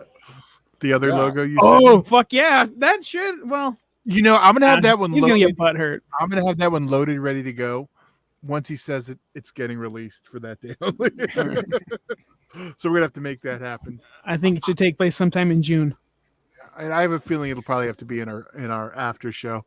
But since we're waiting on Dan, just so you guys know, /Tober is already started on our Patreon. So patreon.com/fleshwound features starts at just $1, and you can get your /Tober tournament early just there. And link in description. And the 4th episode will be dropped immediately following the show. We'll have our post show coming back soon, but we don't have an exact date because we're prepping for October for you guys. So yeah, so we're gonna drop a new episode of /Tober tonight, right when we're done. Sweet. So all right, let's do some TV terror talk before we get into our spoiler segment. My gut says this is gonna be fast. Am I wrong? Probably. Yeah. We'll see. I don't know. People may have seen something I did not. So this one is Candy Lady, right? So in this one, season 2, episode 5 of American Horror Stories on Hulu, Bloody Mary from director S.J. Main Munoz. And in this one, a group of teenage girls are horrified to learn that every wish has a price when they contact the notorious Bloody Mary. Okay. So didn't we last week say how it felt like a good Into the Dark for American Horror Story. Sure. Yeah. So I think we've flipped it 180, and now we have the bad Into the Dark for American Horror Story. Yeah, this is not a great episode. I'll be honest, though, you hear Bloody Mary now, that's so played out that even when I heard it, I was like, man, I This hope time they she's have. a fucking gang member. Woo! I hope they have like a different spin on it, and they kind of do, I guess, but not. I don't know. This was just very just generic, and After Dark, Into the Dark felt exactly at home. Would have been on that shit. yeah, nobody's particularly bad, but the story's not interesting. There's nothing. Everything is either middle of the road or less. Yeah. Yeah, I agree with you. And I am not the target audience for this. I am not a young girl, so maybe they might like it. But for me, this was I don't want to say a chore, but I could have spent my 45 minutes doing something It was better. borderline a chore. I was very Bloomhouse, very, very Bloom. Just felt like a 45-minute version of that. And I probably would have hated it a lot more if it was expanded to 90. I agree. Yeah, it's just this twist is obvious. You know exactly where this thing is going from the beginning. You're so far ahead of this episode. I'm disappointed. They're starting. They peaked really high with that first Dollhouse, and then now they're slowly. I've still liked everything up until here, and even this not bad. It's just not worth my time. Yeah, I don't think they've dipped. I thought they've been consistent up till now. For me, yeah. Well, and even you're they came out of the gate strong though. What's her name? That last episode, Bella Thorne. The Bella Thorne. That was 2 episodes. That wasn't gret. I loved it. Well, Yeah. you sure made it seem like you liked it when we reviewed it. It was fun, but it wasn't. It was. They've peaked, and then they're slowly. This one's bad, so yeah, I don't know. I wasn't crazy on it. So, but I do like Todd's Candy Lady. Like, just do that next time. Then it would definitely be Into the Dark. Yeah. So, yeah, not big on this one, and I hope this week's is better. How many are we getting? Do we know? I think it's 10 again. If my okay. All right, so we're at the halfway mark. Yeah. Fucking 4 out of 5 ain't bad for me. So yeah, so far, I mean, track record's better than last year for sure. 100%. And you know what? This is one where I think they could have elevated it a little bit with some good kills, because there's not a whole lot to the story. So there was an opportunity there, particularly with like the cheerleader thing, where I think Final Destination, that shit. A holy shit kind of moment. And they don't even have the common courtesy to give us that. This is just a very pussed out. Remember last season, the Danny Trejo Santa one? Like, it was fucking terrible, but at least it had good kills. Yeah. This is just bland throwaway horror. This episode anyway. So hopefully we'll get another really good one next time. The highs have definitely been high. So anything else to say? Because I really got nothing on. No, that's about it for me. No, that's about it. I will say in the chat, there's some talk about Slashtober. Some of the movies coming out of there, people checking out. Ben Grimm checking out one. Indy's asking about a list of the upcoming flicks. I'll send you. Well, I was going to say I can do it for the Patreons. Yeah, but not a public list. That's why we have everything kind of blurred out, because we don't want to announce anything till closer to when we're going to air officially for patrons. But don't spoil it on. We're trusting you with Carney secrets here. Carney secrets. I mean, we already trust you with a lot with our Patreons. So. Don't Jim Duggan Iron Sheik us, goddamn. So I'll shoot you guys that list sometime tonight.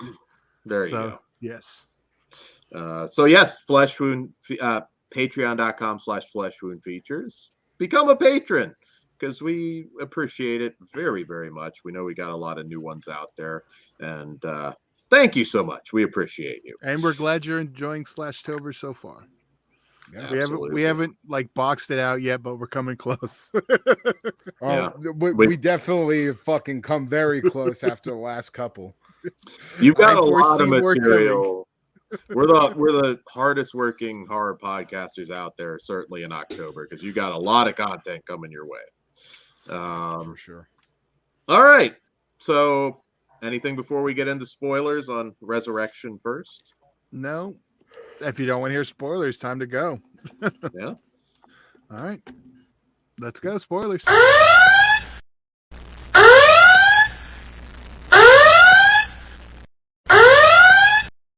Before So you Pugs. say, I was going to say Pugs to ask this question first, but go ahead. No, I was just gonna say, fucking, you don't just give me one dead baby, you give me two. Like, come on, how was I not gonna love this fucking movie? That jump too, just the way it was done. Like, it's not the most graphic thing in the world, but just the way that was just done. I mean, yeah. Are you talking about when the baby moves or whatever? Yeah, just the way they it's the oven thing. Yeah, it's terrifying. Well, and it's like, it's not like the most, like, they could have totally just made the baby like, look like fucking Freddy Krueger, but like the way they did it, and you're just like, holy fuck. Roasted chicken. And then they just they just catch you with that little wham fucking thing, and like, even me, it made me and the person I was watching it with jump. Like, we're like, holy shit. Like, and then just throughout the whole movie, I'm like, I swear to God, if Rebecca Hall fucking cuts Tim Roth's gut open and rips a baby out of it, I'm gonna lose my fucking shit. And I lost my shit. And also, right before when she fucking, oh my God, when she has the goddamn knives duct taped to her and she has the one on her fucking leg, I'm like, she's gonna Pet Cemetery that motherfucker right now. Just watch. And she does. And I'm like, fuck yeah. It was like, I could have been watching like a football fucking game with the way I was cheering with that goddamn movie. Fuck yeah. I'm still on the fence of what was real and what was not. Yeah. I love the fact that the tooth is from Tim Roth and they never fucking address it. You just see him smiling and that big gap on the side. So that's the question I have. Did he go and meet the daughter beforehand, or how did he get there? Did he break in? What's going on? So there's a lot that's purposely ambiguous in this movie, and it works. Like, you don't feel cheated or anything with this, because you really do it's the perfect way of being ambiguous, because it does make you think. And to be honest, in a lot of ways, whether Tim Roth, David, was real or not doesn't necessarily matter to me. There's so many. The tooth. That's what I have a question about. Yeah, there's a lot of things that I can see drawing people either way. I mean, obviously it's impossible that he ate her kid and the kid was inside of him and all that. That certainly leads you more to think, okay, this is in her head. I don't want to go all over the place, so let me just talk first about the end of the film. I thought that was really fascinating, the way they did it. Things didn't end happy.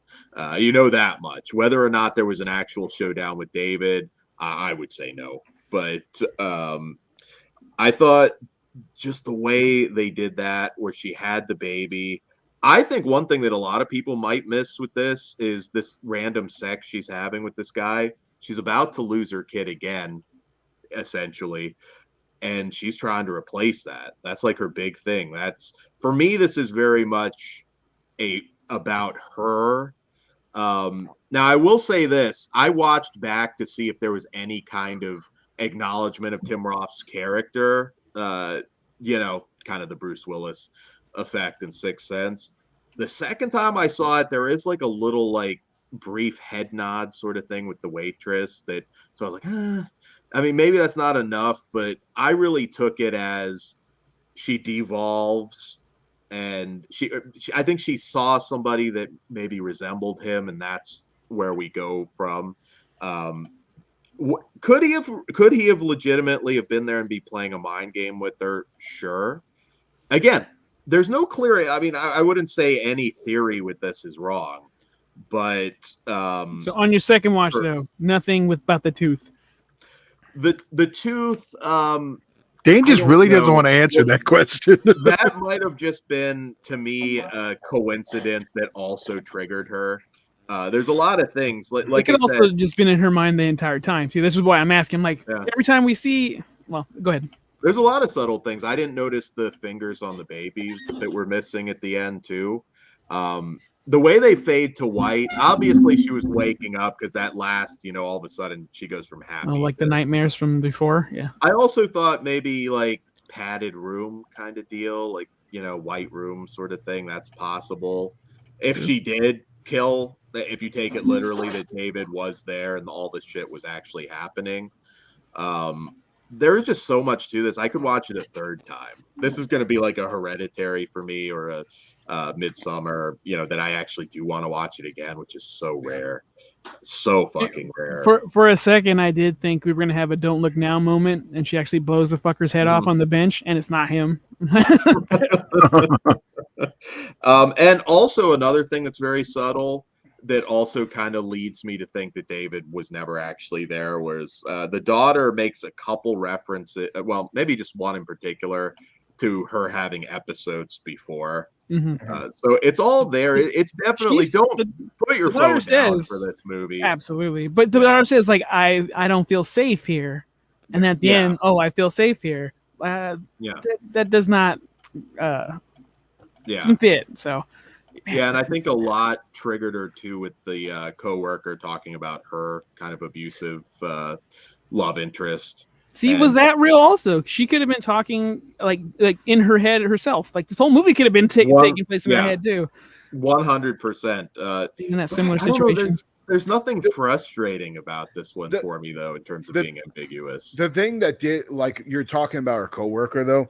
Yeah. Like, I felt for her fucking character because, like, I've been in situations like that where, like, I'm very, like, reserved about myself. And then, like, one day, like, somebody that has literally talked to me about their problems for fucking months and months and months, I'm like, all right, time to unload my shit on you. And then they're like, oh, my God. And just walk away from you, like, don't even try to help you through your shit. You're like, fuck you. I just listened to you bitching at me for 6 weeks, and then I tell you one thing and you run the fuck away. Yeah, no, that certainly that's a heavy story. I would be a little, I mean, man, how amazing is that one of the most effective things I've seen in horror in a long time. Just good acting. Just a lady close up of her face just telling a story, a character telling her story, and I'm like, man, I got fucking goosebumps, man. It's her eyes wide shut moment. Was it me, or did the frame change every now and again? Todd, this is mostly for you because it looked a little smaller at times, and sometimes it went out. So it's like, because Westworld did that where it's like, oh, you're in the real world here in this framing, and we are not in this other one. So yeah, I gotta watch it again. Yeah, so do I. Yeah, I don't have a definitive answer. Okay. Did you notice that, Dan? Yeah, no. Yeah, this is such a small scene too, but it actually kind of like, I was like, man, my blood's pumping when she's in the room and the out of nowhere, get out. It's just the way they did that. Yeah, the fucking lady at the hotel, the scariest part of the whole fucking movie. Also, like, another, like, because she didn't seem to know of a David or anything, so that, again, I don't think it matters. I mean, that's the beauty of it. I don't think a lot of it matters to the central story, whether he was there or not. I still think, though, this will split an average audience the average audience, but they can't deny Rebecca Hall. Yeah, for sure. It's fucking brilliant. Yeah.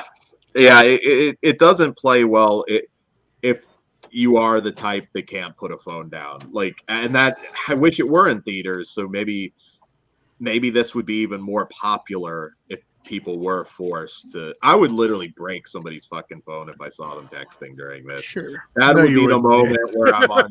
That would be the TMZ moment or whatever, where you see me just like fucking throw it. I've been close once or twice. Just remember to film it while you do it. I want like the cop cam, like the. Yeah. Me too. So I'll be an like asshole, the other guys like, going Atlas. live. That's Like, right. texting. I fucking had enough of this shit. Hey. There you Make go. sure they don't tell you you're an international superstar. There you go. Yeah, that's gonna be a shirt too. Or you're bad at sex, either one. Yeah, I know. I have put rights. this over hard. Can we all agree? Pretty damn good year. Yeah, it's been good so far. There've been bad. There have been some really bad movies, but like in terms of like this is going to be one of the stronger top 10s. At this point, it might actually beat out. I haven't even bothered trying to keep track of my top 10 right now, but I can guarantee you this one's in it. I wait till the end of the year and I just go through everything. See, I've been I and mix them up. This year, I've been keeping track just like of everything I've watched from this year alone, and just putting on a list on Letterboxd. But I mean, this is like number 2, probably, maybe number 3. Like it's up there for me. I don't see it going anywhere. But as far as like in comparison, I don't know. Last year, like 2021 was just my year. I loved so fucking much, like so many fucking movies from that year alone. But this year is shaping up. Like it was a little rocky at the beginning, but it's shaping up to be pretty strong. I have high hopes for Pearl. I think Pearl is gonna steal the show for me. Bring up that Daily Ghost comment, because that's actually 100% true. Great art always comes up from big traumas, pandemic, war, etc. Yeah. Absolutely. Yeah, we're in that area now where a lot of, not to be too political, but like all the anger people at Trump now they get to express themselves through art and shit. So yeah, you're 100% correct. Punk music's in a fucking rule. So grief horror in general is where it's at these days. If you look at like some of the best reviewed stuff recently, I mean, setting aside the popcorn stuff too, but just like the stone cold classics, in my opinion, like Hereditary, this. I love how Dan changes the subject before any of us can actually comment on the actual post. Go for it, Todd. No. You don't have a comment, you son of a bitch. Go for it. Did, but then you started rambling off about something else. He had no comment. He just wanted to jab. Midsommar. What the fuck else do we have for spoilers? I don't know, but they're waiting for us to talk about other movies and spoilers. So if we're done with this one, I think we're okay on spoilers. There's a lot of other little things, but it's a complex movie. Check it out. Glorious. Why don't we hold on? Just let me let them know we're moving on. Todd's doing it. Don't worry about it, Dan. Okay. So, Glorious. Yes, yeah, Glorious. I mean, the twist where you realize that he didn't break up with his girlfriend. He fucking murdered her because he's a goddamn serial killer. What the fuck? Like that was just such a turning point for me, because this whole time I'm like, this poor fucking bastard. Like I feel so bad for him. Dude, when he kept saying the way she looked at you, I was just like, oh, not like the rest. Oh, you just love her that much more. Oh. And then it hurts you even more, because it's like, out of all the chicks to kill, you son of a bitch, you kill the one that loves you. You kill the one that buys you a fucking teddy bear. Who the fuck buys you what kind of woman buys the dude the teddy bear? You had a home run, you motherfucker. You couldn't have just shouldn't have been snooping. The neighbor. Right? What if she was into it? Did you find out? I felt at least the photos I saw, he could have gotten away with saying, like, so I am into bondage. Like, I don't know if I saw bodies on that. I mean, it's easy to put together, though. Yeah, but then you got to explain why the fuck you have all these pictures, you weirdo.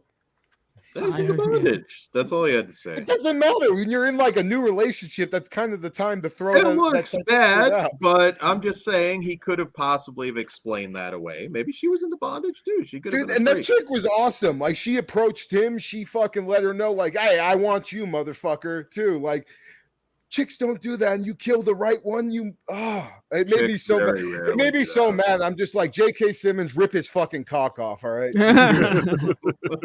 I still kind of victim blame. She went through his shit.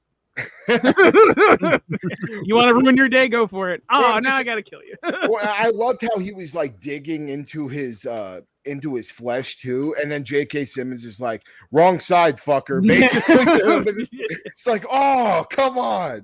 And then the whole the tentacle monster coming out of the fucking stall, and it's a Zazoff. It's a Zazoff, right, Dan?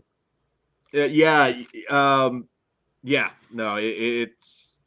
You don't get a whole lot of glimpses at all of that. So it's but the main god, like his father, was a Zazoff. I'm pretty sure. They do a brief like rundown of that backstory. Because J.K. Simmons was the son of this god, and then they were talking about how it was a god from the stars and stuff. That's why, I was like, okay, it's not Cthulhu, because they would have been talking about the slumbering one and shit like that. Not he's a son of a Zazoff. Yeah, not Cthulhu. Yeah, so I thought that was cool too, because just you don't get a lot of Azazoth stuff either. Ben Grimm, heroes are remembered. Dan, what line were you talking about that cracked you up? I thought the glory hole gimmick was going to be used a lot more, but I thought it was just perfect. That one line, I think it was like you thought your human penis was going to save the world. I thought that was like one of the funniest lines I've seen in a long time. Just that it worked perfectly. I was shocked. He thought he had to put. I thought he was going to get on his knees. I'm like, nah, dude, this is how you save the world. You suck for me. That would have been the best twist ever. I'm a god. You're sucking my dick. Well, and how cool was the like graffiti and the way the graffiti was like moving to tell the story to like that shit was just so rad. And then anytime you're gonna have like that magenta fucking neon shit, like you're gonna make me nut. Like, I mean, I love Color Out of Space, From Beyond, Mandy, and it's all the same shit. So. Just a fun ass fucking movie. I wasn't expecting it to be that goddamn good. I thought it was going to be fun and definitely up my alley, but not to the level that you know I enjoyed it. Yeah, and just the perfect sort of Lovecraftian, like you don't matter. Tentacles and hoe killing. Come on.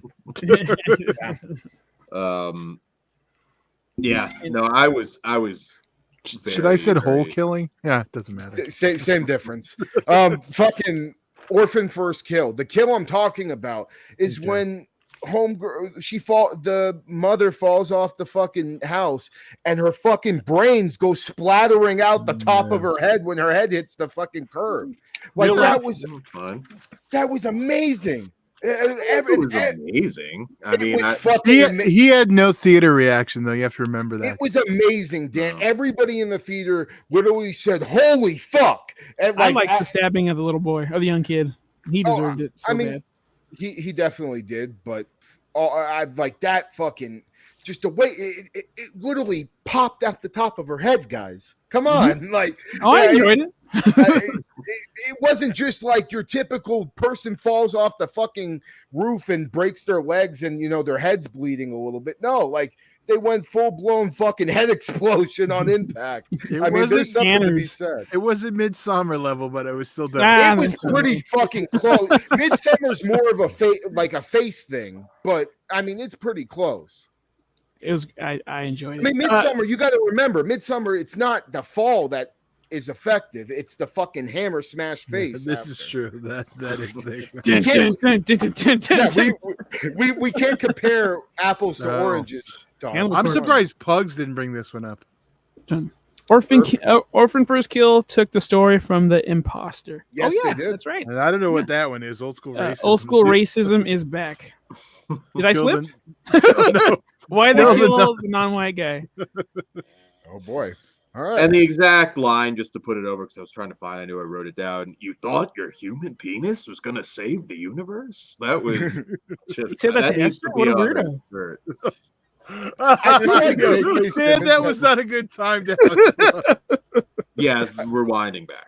I feel like J.K. Simmons probably had so much fun. He's like, I don't even need to show up on set. I just need to fucking say some weird shit into the microphone and then go have a beer later. Like, fuck yeah. Right? I know the answer to this. He probably never even met Bryan Quentin, that would have been kind of cool seeing them. Unless they went to a premiere together, but I don't see this having a giant premiere. Yeah. Should. I got fuck Julia Stiles for me. I still don't like that bitch, and she played this role perfectly because she is a. What'd you say, Todd? CUNT? See you next Tuesday. Yes. Okay, cold and she worked. I don't know that dedication from. Can I say no from? Because we all know how that little girl died. The original one, he got a little too rough. Oh yeah, the John Benet Ramsey story, possibly. Yeah. That I also get wanting to protect your kid, even though the other kid might have killed the other kid, which they definitely did. But I still got one biological kid. My whole thing with that, and I know some people try and explain it away with for the father's sake, but it would have been so easy to get through all of that. Like, you know what? I have my doubts. Let's do a DNA test. For over. Dan, answer this one. Go ahead and read it for me. Ben Grimm. So it's not unrealistic because it happened in real life. I Ben think Grimm. the movie itself was. I mean, you had but similar but in situations, but Go ahead. not exactly. You didn't terminate. I don't think you had the orphan Terminator. Pugs, say the comment though. Ben Grimm. The rumor of the town was they killed the kid and pretended this dude, who was obviously not the kid, was him to cover it up. Yeah, in the imposter. There's a documentary. Yeah. Yeah, in the imposter, and also the they used a little bit of the imposter in Titan as well. Yeah. Like it was kind of inspired by that. But That's where I yeah, saw the thing, and even the guy who was portraying the kid said when he got locked up said that they murdered the son, and that's why they went with it. Yeah, I don't know. What was Didn't the work one for me. thing though, Dan? Because I said I watched it twice. I was going to try to fill in the gap. Or we're on Orphan First Kill. I'm sorry. Yeah, that's what I'm talking With about. I really felt like they could have just like been, oh shit, like let's. You know what? I'm not 100% sure, and I feel like they would do a DNA test there. To make sure. You're being too rational. Also- a fucking loving parent found their kid that has been missing for years. Also, Yeah. well, I already said about the Titan, you're gonna want to security, believe. I also said the security at the place, but also not putting out like some kind of like we're on the lookout for No, this girl who looks time out. exactly like her, and like. Well, one, they're totally different countries, but okay. What did you say before that? Because now you made me lose it. Me? Yeah.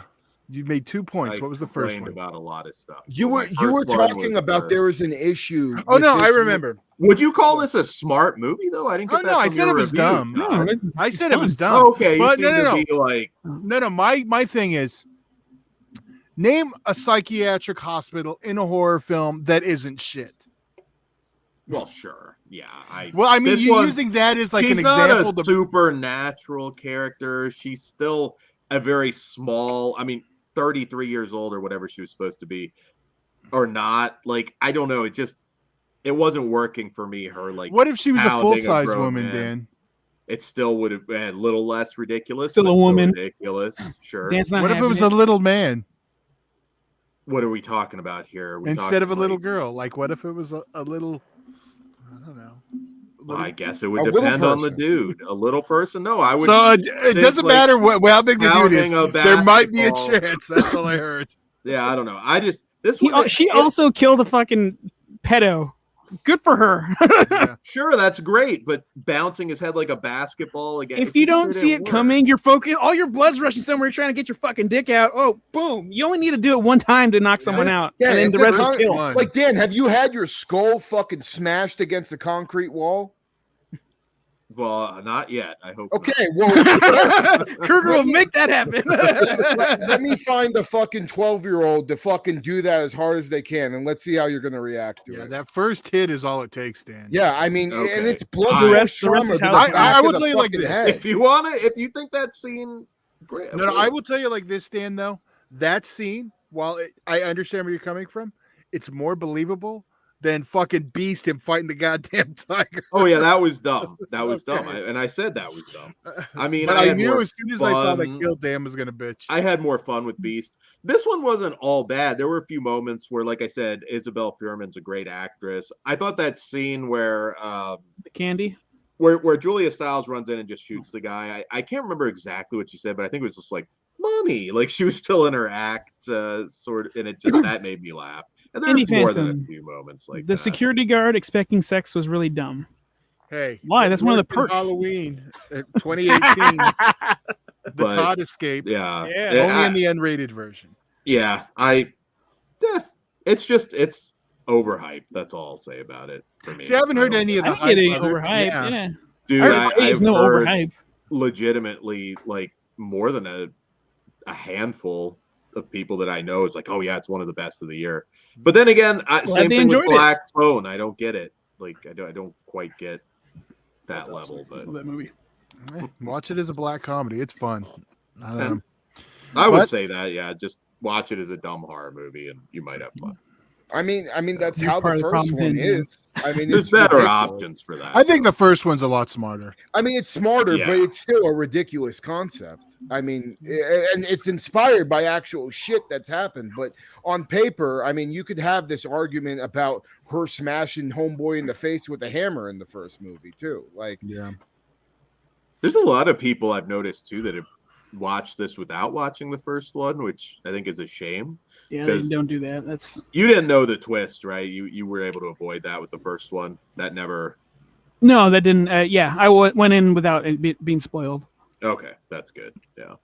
Ben I'll- said it could. Ben said it could break his top 10 of 2022 So I think it'll be on a lot of lists. It'll- It's fun, man. odds It are right also now. it catches you off guard because, like, I went in with like zero expectations, and, like, loving the first one, and I was like, "Oh, at best it'll be okay," but I had a fucking ball. It was fun. Yeah. But on that note, we'll wrap up spoilers. And Dan can shake his head all day, but sorry, didn't other Give him people. shaking baby. Sorry, other people Baby, stop enjoyed it more, crying. Dan. On that note, Yes. On that note, sorry, Todd. There you go. Only Dan's. T-shirt. That is awesome. hard sale, Dan. Come on, Ozzy would That do is- so much better.